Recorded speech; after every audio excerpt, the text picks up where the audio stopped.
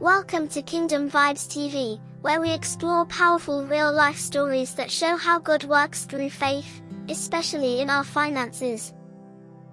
Today's story is about a woman who had every reason to hold on tight to her last dollar. But instead, she let it go, and that one decision changed the course of her life. This is the story of the empty wallet that built a business. Sometimes, the smallest seeds of faith bring the greatest harvests. Rachel had always been resourceful.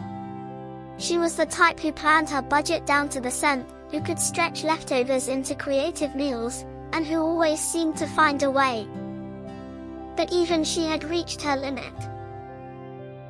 It had been 8 months since she lost her job due to a sudden downsizing. What started as just a few weeks off turned into months of unanswered job applications, ignored follow-up emails, and polite rejections. She'd applied for everything, from high-level positions to entry-level cashier roles. But the doors simply wouldn't open. Her savings were gone.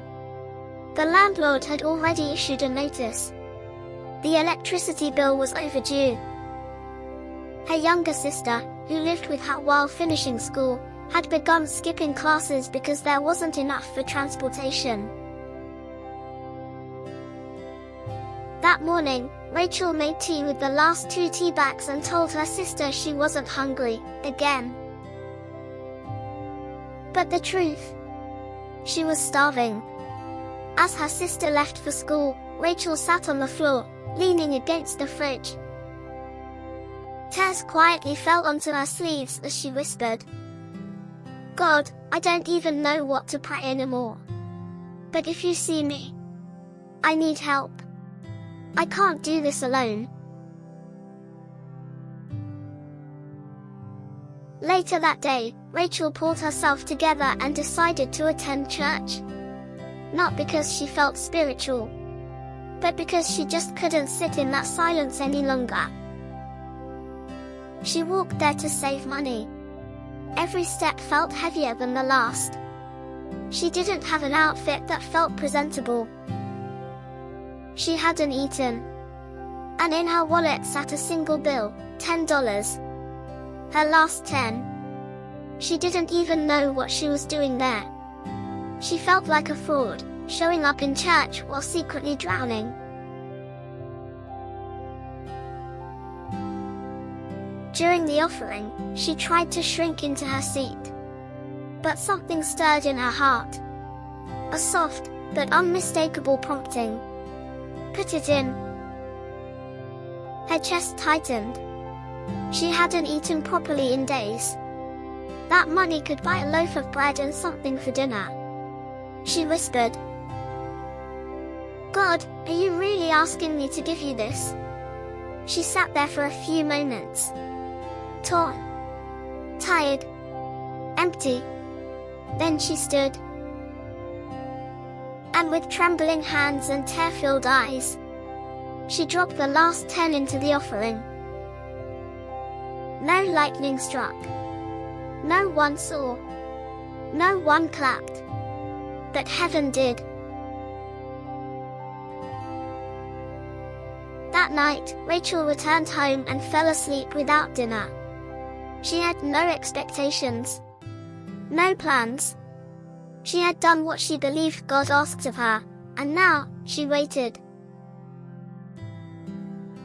The next day, her phone buzzed.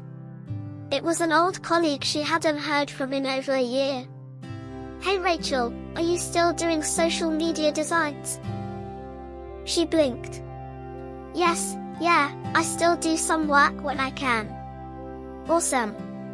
My cousin's launching a clothing brand and needs someone to set up her page, branding, content, the whole thing. You came to mind immediately. Can I give her your contact?" Rachel nearly dropped the phone. She agreed, and within an hour, she had a call scheduled.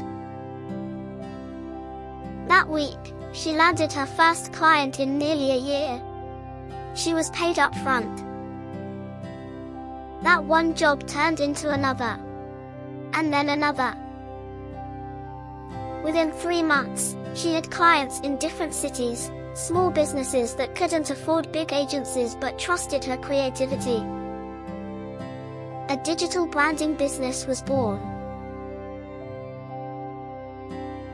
Rachel knew this wasn't coincidence.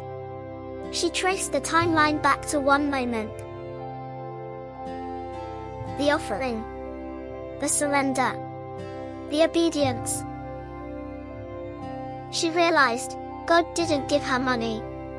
He gave her a door. And when she walked through it, the real blessing began. Soon, she registered her business. She upgraded her equipment. She trained her sister, who joined her part-time while studying. They worked from home, made enough to live, and eventually, they began giving again. Not from overflow, but from gratitude.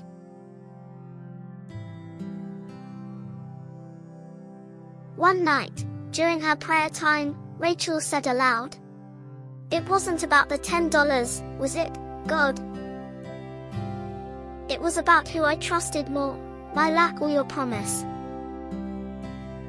That night at church wasn't about money. It was about alignment. God didn't need her cash.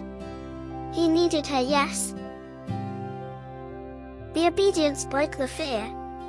The surrender unlocked creativity. And in her lack, God taught her how to live in faith again. Friend, maybe you're in Rachel's shoes. Down to your last. Clutching your wallet. Wrestling with the fear of, what if? But what if your last isn't the end? What if it's the beginning? God doesn't need what's in your hands. He needs what's in your heart. And when you give from a place of trust, you open the door to more than provision. You open the door to purpose.